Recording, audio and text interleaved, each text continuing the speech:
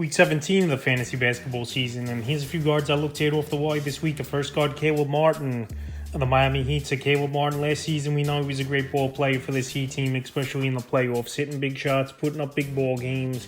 And so far this season, it's been a mixed bag of results, but the last few games, he's starting to get things going on the year. 10.3 points a game, 4.7 rebounds, 2.1 assists, 1.2 threes a game, and 45% from the field. So right now, Martin available in 80% of fantasy leagues, and he's getting good playing time once again, anywhere from 25 to 35 minutes a game for this Miami Heat team. February 6th versus Orlando, 11 points, 3 rebounds, an assist, a steal, a block, a 3, 55% from the field. February 7th versus the Spurs, 9 points, 5 boards, 2 assists, 2 steals, a 3, 66% from the field. And February 11th versus the Celtics, 15 points, 8 rebounds, an assist, 3 threes, 50% from the field. So if you need three-point shooting, decent scoring of the basketball and rebound, Caleb Martin definitely could bring that to fantasy owners, and that's what he's doing right now for this Miami Heat team. And right now, he's a good ad available, like I said, in 80% of fantasy leagues. Next guard's Luguentz Dort of the OKC Thunder. So Dort, he's been an up-and-down player throughout his career,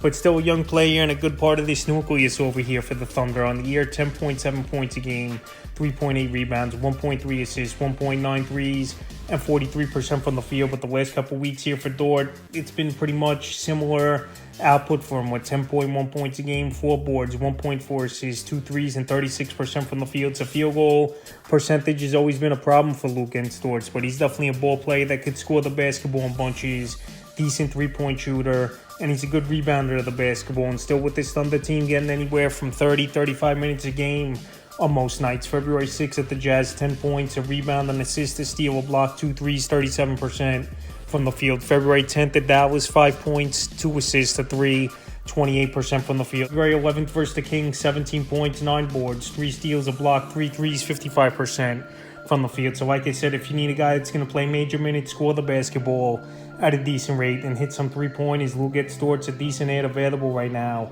in 69% of fantasy leagues. Next ad's Corey Kispert of the Washington Wizards. So Corey Kispert, it's been a decent season for him so far with Washington, and he's a three-point specialist. So like I said, if you need three-point shooting, he's a specialist at that. Field goal percentage would be pretty solid, and he's getting more playing time over the last few weeks. After the Wizards, they've been out of it, and they've traded some pieces away at the deadline. On the year, 12 points a game, 2.4 rebounds, 1.5 assists, 2 threes, and 48% from the field. But the last couple weeks, 16.7 points a game, 3.9 rebounds, 2.3 assists, 2.7 threes, and 54% from the field. So very efficient Kispert's been over the last 2-3 weeks of the season here for this Washington Wizard team. And he's had some big games in the time as well. February 7th versus the Cavs, 23 points, 7 rebounds, 2 assists, 4 threes, 60% from the field. February 9th at the Celtics, 24 points, 6 rebounds, 4 assists, 3 steals, 3 threes, 64% from the field. And February 10th versus the 76ers, 5 points, 2 rebounds, a 3, 33% from the field in a down game, but still playing 25, 30 minutes a game here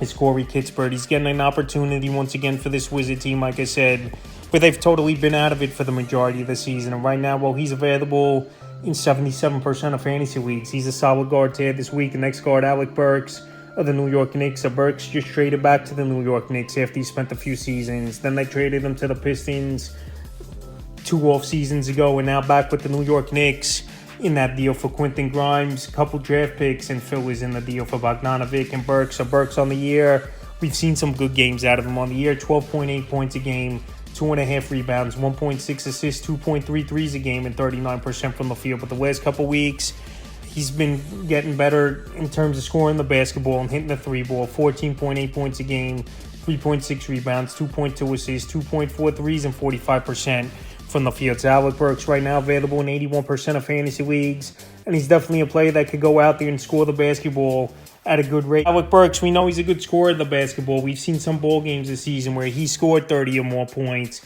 where when he gets hot from three-point range, he could really put up points in bunches. And re-debut February 10th versus Indiana.